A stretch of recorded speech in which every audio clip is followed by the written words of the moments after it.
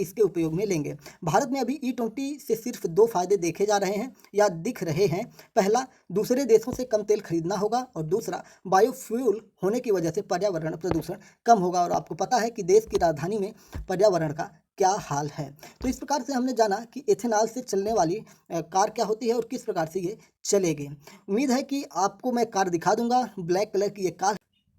अगर आपसे कहा जाए कि आपकी कार चलाने के लिए अब आपको डीजल या पेट्रोल की ज़रूरत नहीं है तो आप चौंक जाएंगे।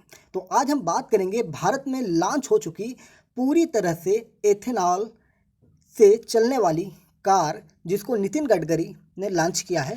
और उससे पहले हम ये जानेंगे कि इस एथेनॉल कार का जो मॉडल है या कार की परिकल्पना है किस देश से शुरू हुई थी और क्या था पूरा माजरा, सब कुछ जानेंगे। पहले आप स्पष्ट रूप से जान लीजिए कि अब बिना पेट्रोल और बिना डीजल की चलने वाली कार एथेनॉल कार आ चुकी है भारत में, बन चुकी है भारत में और बहुत ही जल्द लोगों के बीच में लॉन्च कर दी जाएगी। सबसे पहले जानते हैं कि ब्राज़ील में एक कहानी हुई थी। क्या कहानी थी इसके बारे में जानेंगे जिससे आपको चीज़ें स्पष्ट होगी इतिहास से लेके आज 2023 तक का। 6 अक्टूबर 1973 की बात है। मिस्र और सीरिया ने इजराइल पर हमला कर दिया और इसके साथ ही दूसरी बार अरब देशों के साथ इजराइल की जंग शुरू हुई। मिस्र समेत 8 अरब देशों जैसे जॉर्डन, इराक, कुवैत, सऊदी अरब, सीरिया, सूडान और अल्जीरिया ने भी इजराइल पर हमला कर दिया। अमेरिका की मदद से सिर्फ 6 दिनों में इजराइल ने इन 8 देशों को जंग हारने के लिए मजबूर कर दिया।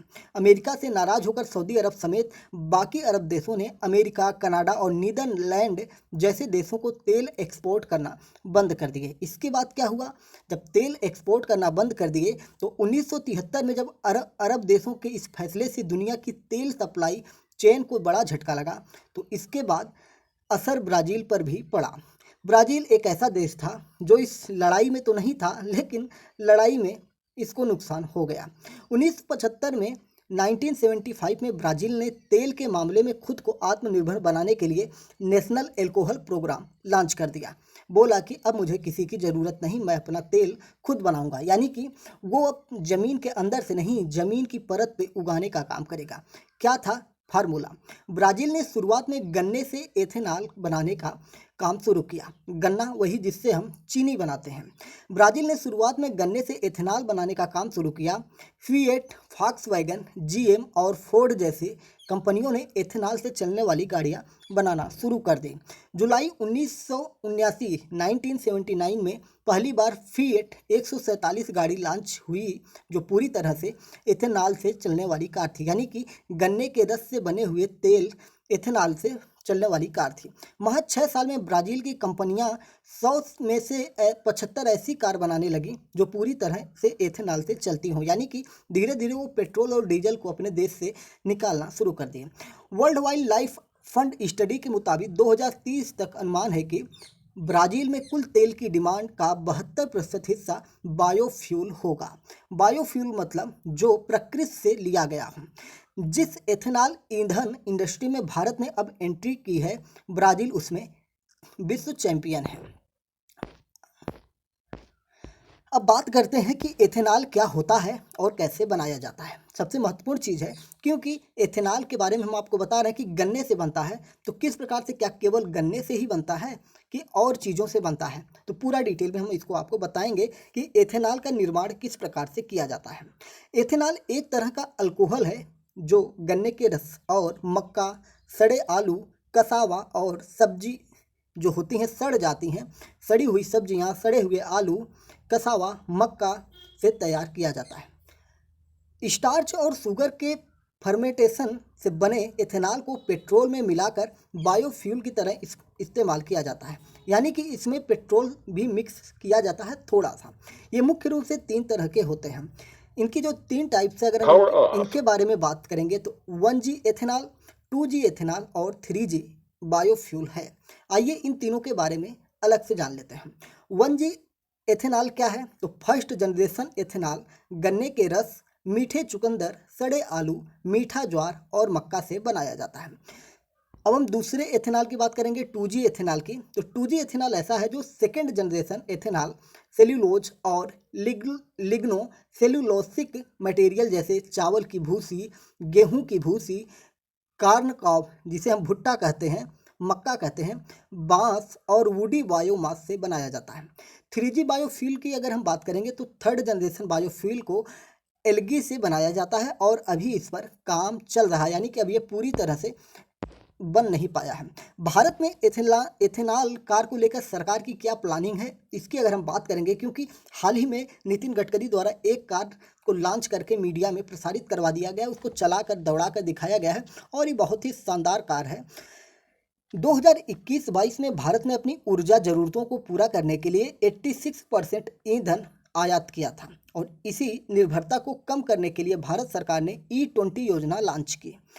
जैसा कि आपने ऊपर की जो चीज़ें मैंने आपको बताई, अभी आपने जो सुना पीछे हमारे, उसमें देखा कि E20 फ्लैक्स फ्यूल में फिलहाल सरकार पेट्रोल में 20% तक एथेनॉल मिलाने की योजना पर काम कर रही है। यानी कि मैंने आपको अभी बताया था कि जो एथेनॉल होता है इसमें थोड़ा सा पेट्रोल मिला के काम किया जाता है, तो उसी की बात की जा रही है कि E20 फ्लैक्स फ्यूल में फिलहाल सरकार पेट्रोल में 20% तक एथेनॉल मिलाने की योजना बना रही है और इससे दूसरे देशों से कम तेल खरीदने की ज़रूरत होगी। यानी कि जो पेट्रोल होगा उसमें 20%, फिर से एक बार सुनिएगा, क्लियर करिएगा कि E20 फ्लैक्स फ्यूल में सरकार पेट्रोल में 20% तक एथेनॉल मिलाने की योजना बना रही है। यानी कि पेट्रोल के अंदर 20%, अगर आप 100% पेट्रोल ले रहे हैं, 1 लीटर पेट्रोल ले रहे हैं, तो इसमें 20% एथेनॉल आपको मिलने वाला है। इससे दूसरे देशों से कम तेल खरीदने की ज़रूरत होगी। इतना ही नहीं, सालाना सरकारी खजाने में 33,000 करोड़ रुपए से ज़्यादा की बचत होगी। भारत सरकार 2025-26 तक E20 योजना को सफलतापूर्वक पूरे देश में लागू करना चाह रही है।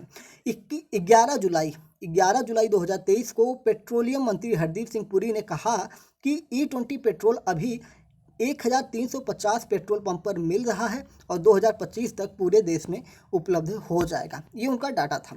क्या एथेनॉल बनाने के लिए देश में इतना अनाज हो पाएगा, इतना मक्का उपलब्ध हो पाएगा या इतनी सब्जी उपलब्ध हो पाएगी? इसके बारे में अगर हम बात करेंगे तो जो हमारे देश के केंद्रीय कृषि मंत्रालय के पूर्व सचिव सिराज हुसैन थे, उनकी अगर हम बात करेंगे, दैनिक भास्कर को उनके द्वारा बताया गया जो था उसकी बात करेंगे, तो देश में एथेनॉल की मांग को मुख्य रूप से 3 फसल चावल, गन्ना और मक्का के जरिए पूरा करने का लक्ष्य है।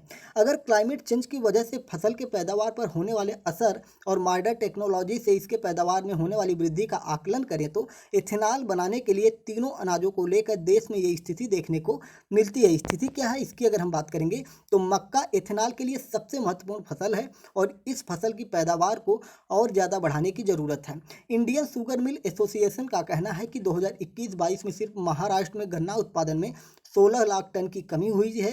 एथेनॉल बनाने में सबसे बेहतर बात करेंगे तो गन्ना को माना जाता है। देश में मक्का का उत्पादन इतना ज़्यादा नहीं है कि इससे एथेनॉल बनाने में संभावनाएं बढ़ जाएं, क्योंकि एथेनॉल बनाने में बहुत ज़्यादा अनाज की ज़रूरत होगी। चावल की बात करें तो सरकार पहले लोगों की भूख मिटाने के लिए इसका इस्तेमाल करेगी और भारत 20 मिलियन मीट्रिक टन चावल सालाना विदेश भेजती है। अगर सालाना विदेश में चावल के एक्सपोर्ट को घटाकर 15 मिलियन मीट्रिक टन कर दिया जाए तो इससे 1.27 बिलियन लीटर एथेनॉल बनाया जा सकता है। यानी कि चावल से भी इसमें काम करने वाली बात हो गई। तो ये सारी चीज़ें आपको निकल के आने वाली हैं। किन गाड़ियों में एथेनॉल मिला E20 फ्लैक्स फ्यूल इस्तेमाल होगा? तो आपके पास जो गाड़ियां हैं उनमें किस प्रकार के इंजन में ये जो 20% पेट्रोल में मिला हुआ एथेनॉल होगा, किस प्रकार से काम करेगा, इसकी अगर हम बात करेंगे तो जो नया मॉडल बन रहा है, नए मॉडल की बन रही सभी गाड़ियों में एथेनॉल से बने पेट्रोल का उपयोग हो सकेगा। इसका कारण ये है कि यहाँ पर बन रही ज़्यादातर गाड़ियों में इंजन BS4 और BS6 स्टेज के हैं। एथेनॉल ब्लेंडिंग प्रोग्राम के तहत केंद्र सरकार ने पहले ही इंजन बनाने वाली कंपनियों को E20 पेट्रोल के लिए इंजन बनाने के निर्देश दे रखे हैं और उसी आधार पर अब ये लोग गाड़ियां बना रहे हैं। वैसे पुरानी गाड़ियों में भी इसका इस्तेमाल किया जा सकता है, लेकिन इससे गाड़ी में कम माइलेज और कम पावर की आशंका रहेगी। हालांकि पुरानी गाड़ी के इंजन में कुछ बदलाव करवा सकते हैं। अगर गाड़ी बहुत पुरानी है तो उसे नई स्क्रैप पॉलिसी के तहत स्क्रैप करना होगा। और चीज़ों की अगर हम बारे में बात करें तो E20 योजना के तहत अभी सिर्फ पेट्रोल में इथेनॉल मिलाया जा रहा है। इससे प्रति लीटर तक 3.50 रुपये तक कीमत कम होने की संभावना होती है। यानी कि अगर ये पेट्रोल मार्केट में आता है तो पेट्रोल का दाम भी घट जाएगा। आपको याद होगा कि नितिन गडकरी ने एक बार एक डिबेट में बोला था, मुझे जहाँ तक याद आ रहा है, मैं इसको प्रमाणित नहीं करता हूँ लेकिन मुझे याद आ रहा है क्योंकि मेरे दिमाग में अभी अभी खटका कि नितिन गडकरी ने ये बोला था कि भारत में एक दिन ऐसा आएगा कि 20-30 रुपये लीटर पेट्रोल डीजल मिलेगा और कोई खरीदेगा नहीं। क्योंकि इनकी जो पॉलिसी बन रही है ना, पहले तो इलेक्ट्रिक कारों पर इनका पॉलिसी आ रहा है, अब सुनने में आ रहा है कि सोलर सेल से भी चलने वाली चीज़ें आ रही हैं मार्केट में, जैसे ई रिक्शा वगैरह उनके छतों पर लग जा रहा है। फिर उसके बाद बैटरी वही हो गया, सौर सेल वाला चार्जिंग पॉइंट हो गया, अब ये एथेनॉल वाला मामला आ गया। यानी कि जब मार्केट में सारी चीज़ें इलेक्ट्रॉनिक और एथेनॉल से चलने वाली हो जाएंगी तो इनकी जो खपत है पेट्रोल डीजल की कम हो जाएगी, तो दाम ऑटोमेटिक घट जाएगा। जब ज़रूरत ही नहीं है तो दाम इसका घटना लाजमी है। तो बताया जाता है कि 3.5-4 रुपये इसके दाम घटने की संभावना हो जाएगी, मतलब परमानेंट ये घट जाएगा जो भी उस समय का रेट होगा। कुछ तेल कंपनियों पर भी ये निर्भर करता है कि वो किस प्रकार से इस फ्यूल को सस्ते में उपलब्ध करवा सकते हैं। एथेनॉल की कीमत पेट्रोलियम पदार्थों से कम होती है, ऐसे में जब 1 लीटर में 20% एथेनॉल मिलाया जाएगा तो कीमत में कम होना स्वाभाविकता है। एथेनॉल पर पेट्रोल की तुलना में कम टैक्स लगाए जाते हैं। फ्लेक्सी फ्यूल के सस्ता होने की एक यह भी वजह हो जाएगी, क्योंकि टैक्स जब कम होगा तो उसकी कीमत भी कम होगी। E85 यानी 1 लीटर पेट्रोल में 85% एथेनॉल मिलाया जाना संभव नहीं है। मतलब 1 लीटर पेट्रोल में 85% आप एथेनॉल नहीं मिला सकते हैं। और भारत में अभी सिर्फ पेट्रोल में एथेनॉल मिलाया जा रहा है, डीजल में एथेनॉल मिलाए जाने के प्रोजेक्ट पर भी काम किया जा रहा है। E20 योजना के लिए भी काफ़ी ज़्यादा एथेनॉल की ज़रूरत होगी। ऐसे में यहाँ ब्राज़ील की तरह E85 लागू करना अभी मुश्किल है। भारत की तुलना में ब्राज़ील की आबादी कम है, वहाँ ईंधन की खपत भी कम है और गन्ने की पैदावार के लिए ज़मीन और मौसम अनुकूल है। ऐसे में भारत से उसकी तुलना नहीं की जा सकती है। ब्राज़ील की जो ज़मीन होती है वहाँ पर गन्ने की जो पैदावार होती है बहुत ही अच्छी होती है, और इसलिए और वहाँ की जनसंख्या कम है और हमारे यहाँ जनसंख्या बहुत ज़्यादा है, तो इसलिए हमारे यहाँ इसकी ज़रूरत ज़्यादा है। तो इसलिए अनाज की ज़रूरत सबसे ज़्यादा कहाँ है? खाने के लिए है, और खाने से जब बचेगा तब हम इसको इसके उपयोग में लेंगे। भारत में अभी E20 से सिर्फ 2 फायदे देखे जा रहे हैं या दिख रहे हैं। पहला, दूसरे देशों से कम तेल खरीदना होगा, और दूसरा, बायोफ्यूल होने की वजह से पर्यावरण प्रदूषण कम होगा। और आपको पता है कि देश की राजधानी में पर्यावरण का क्या हाल है। तो इस प्रकार से हमने जाना कि एथेनॉल से चलने वाली कार क्या होती है और किस प्रकार से ये चलेगी। उम्मीद है कि आपको मैं कार दिखा दूंगा। ब्लैक कलर की ये कार है और क्या ज़बरदस्त दिख रही है कार। केंद्रीय मंत्री नितिन गडकरी ने इसी टोयोटा इनोवा हाई क्रॉस को प्रदर्शित किया, और ये कार हाइब्रिड सिस्टम के लिए फ्लैक्स फ्यूल से 40% इलेक्ट्रिसिटी जनरेट कर सकती है। और बहुत ही मस्त कार ये आपको देखने को, मतलब मैं कार देखा तो बहुत ही मस्त लग रही थी, इसका मॉडल मुझे बहुत ही अच्छा लगा। तो उम्मीद है कि आपको अब इसके बारे में सारी चीज़ें पता चल गई होंगी, पूर्व से लेके आज तक के बीच में। क्योंकि जब पहली बार इसका इजाद हुआ तो ये हमारे 50-60 साल पहले 1973 की ये बात थी, और जब अरब और इजराइल के बीच में संघर्ष हुए और इस संघर्ष का परिणाम ये निकला। देखिए, जब भी कोई घटना घटती है तो उसके बाद कुछ ना कुछ अच्छा परिणाम निकल के आता है, और वो परिणाम अब देखिए दुनिया को एक राह दिखा रहा है। ना अरब और इजराइल में लड़ाई होती और ना ही इस प्रकार से ब्राज़ील पेट्रोल डीजल का एक, क्या कहते हैं ना, विकल्प ढूंढता, और उस लड़ाई की वजह से एक विकल्प ढूंढा गया और आज दुनिया को एक नई दिशा मिलने वाली है और भारत इसका लाभ उठाने वाला है। तो सब कुछ आपको समझ में आ गया होगा, और चैनल पर नए हैं तो चैनल को सब्सक्राइब कर लीजिए। देखिए, 100% एथेनॉल की मैंने बात की थी, तो अगर हम बात करेंगे तो जो हमारे देश के केंद्रीय सड़क परिवहन और राजमार्ग मंत्री नितिन गडकरी हैं, इन्होंने 100% एथेनॉल फ्यूल पर चलने वाली car Toyota Innova high cross unveil की है, और ये कार दुनिया की पहली इलेक्ट्रीफाइड फ्लैक्स फ्यूल व्हीकल का प्रोटोटाइप है। एथेनॉल ईंधन की एक खासियत यह है कि यह तेल के कुओं से नहीं बल्कि किसान के खेतों से आता है, और इस प्रकार से आपको पता चल जाएगा कि कार क्या है। फोटो में देखिए कितनी सुंदर कार है। जय हिंद, नमस्कार। चैनल पर नए हैं तो सब्सक्राइब करके हमारा मनोबल जरूर बढ़ाएं।